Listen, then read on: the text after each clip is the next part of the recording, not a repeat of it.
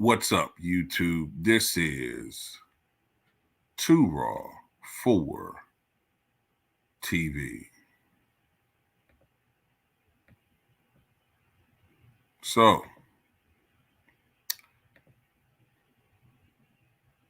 Mongol Slade.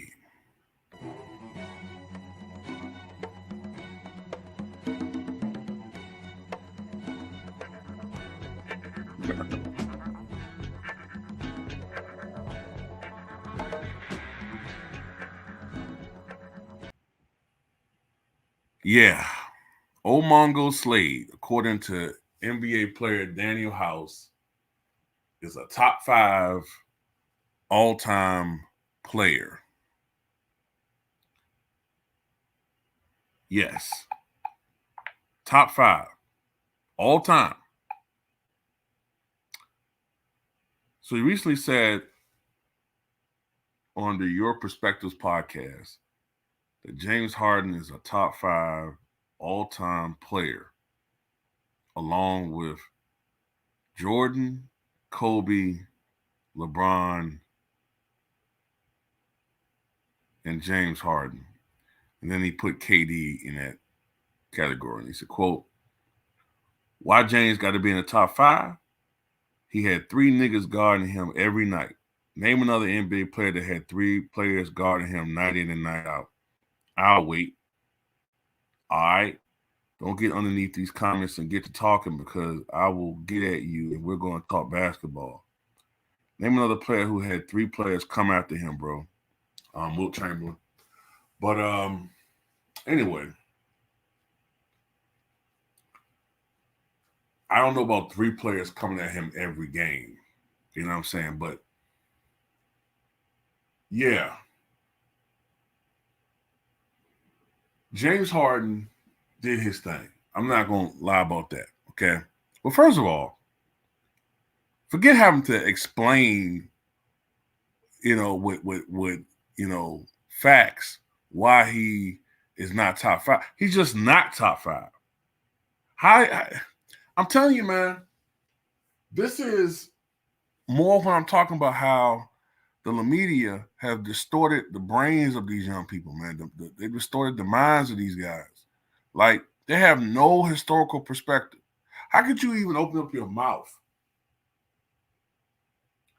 and call James Harden a top 5 all-time player? How could you even open your mouth to say something so stupid? Because he had a couple of great seasons leading the league in scoring, that makes him a top all-time player? Well, shit. Well, if that's the case, where's Bob McAdoo? At the time, we never seen a player like Bob McAdoo.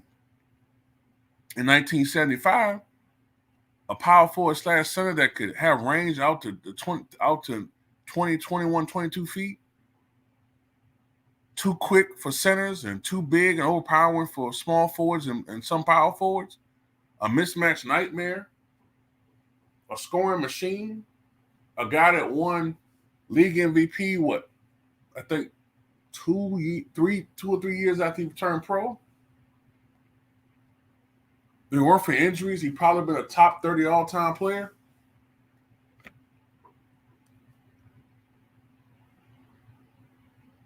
Rick Barry, Jerry West, Michael Jordan, Kobe Bryant, KD, who we mentioned. These are all-time great scorers.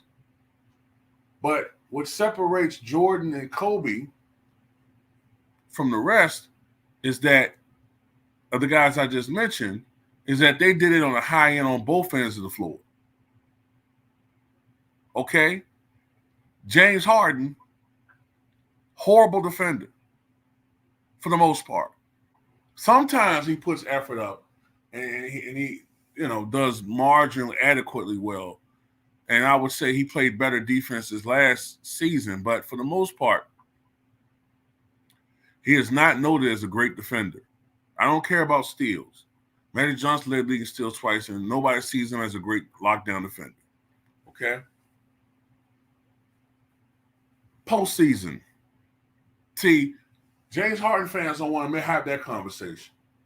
They don't want to have that conversation. They want to talk about when he beats up on bad teams. See, you can look at Michael Jordan. One thing I'll say about him,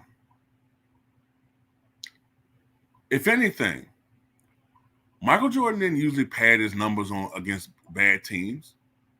There were many times when Michael Jordan playing the Kings when they sucked, or the Warriors in the 90s when they sucked, he'll have 23 points. You're like, okay, Scotty, look, Scotty. You thrive going against these high octane up and down teams. Now I'm gonna take night off, man. Just gonna take night off and rest my knees. And you go do your thing, Scotty. All right, Mike. What do you want me to do, Mike? Oh, Dennis, hey, man, just give about 20 rebounds, man. Play, get these guys' heads, man. And, we do what you do, And this is how it gonna be. Hey, wake me up when we play the Knicks. And then he'll go bust the Knicks for 40 or 45, 50 points. These dudes, James Harden, all these new dudes, they love to beat up on bad teams so they can pad their numbers. All they care about the individual awards. They go up against the lowly Bobcats and drop 60.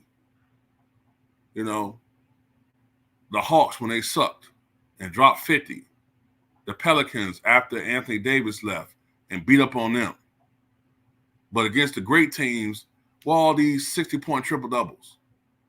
Were all these 50-point games? Were all these great games in the playoffs? That's why I don't really, man, when people make all these all-time proclamations about these dudes, come on. First of all, you're talking about top five. Top five, to me, you're talking Wilt, you're talking MJ, you're talking Kareem. Where's Kareem on this motherfucking list? If you don't got Kareem in your top five, just shut the fuck up. Don't nobody want to hear what you guys say if you ain't got Kareem in your goddamn list. But where's Kareem? Where's Kobe? Where's Magic? Where's Bird? I'm starting to push LeBron out of this conversation, man. The more I'm starting to look more and more into how this dude had his cool career rigged. Nah. Where's Hakeem? Where's Oscar? Where's Tim Duncan? Shaq? I mean, it's arguable whether James Harden is even top 50. And then the main reason why I can't get him, I don't really like giving him no praise. Aside from the playoff choke artist that he is, one of the premier choke artists of all time. Look, the fact that his 65-win Rockets had the champs on the ropes, the Warriors in 2018. And somehow, some way, even though this is also Mike D'Antoni's fault, how in the fuck do you let your squad blow that opportunity to beat this team? Chris Paul gets hurt. When he gets hurt, your team has a 3-2 lead. And y'all blow the last two games, including the last game where y'all missed 27 threes in a row. You blew a game in 2016, I think it was, or 17, one of those 2 years, when the Spurs didn't have, I'm not mistaken, they didn't have both Kawhi Leonard and Manu Ginobili, I think it was, and they still lost by 39 at Houston. Then the year before that, I think it was 2015, your Rockets team go on a run against the Clippers without you in the lineup.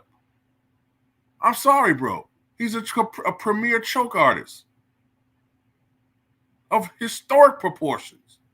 Your cap is super big because of this immense cap you're portraying or perpetrating. Top 5 all time? What are you talking about? These dudes just be saying anything, man.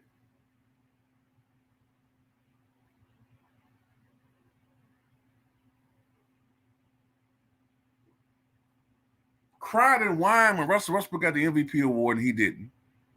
Then he gets it. Then does nothing in the playoffs as usual. Then he's not a leader. Any type of adversity, he fucking cuts and runs. Don't get his way, cries and whines and mopes and becomes an agent of chaos till he gets traded. Fuck no, he ain't no damn top 5. What the hell wrong with you?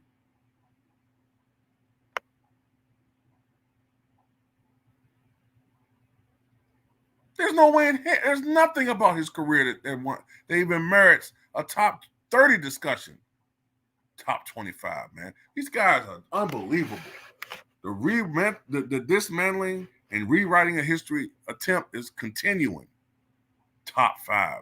Guys just saying the most ridiculous damn things I've ever heard, man.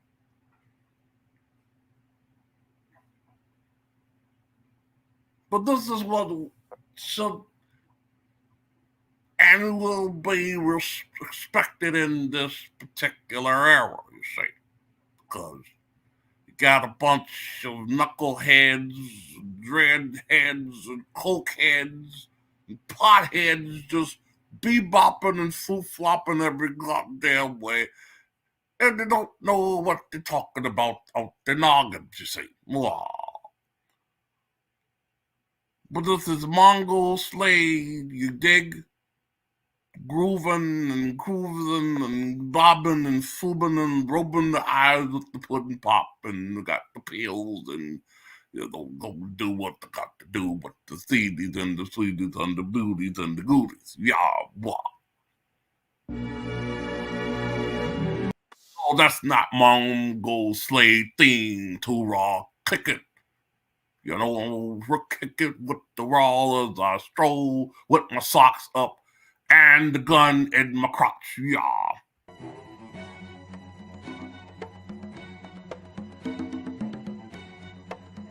Turn that mother up, yeah.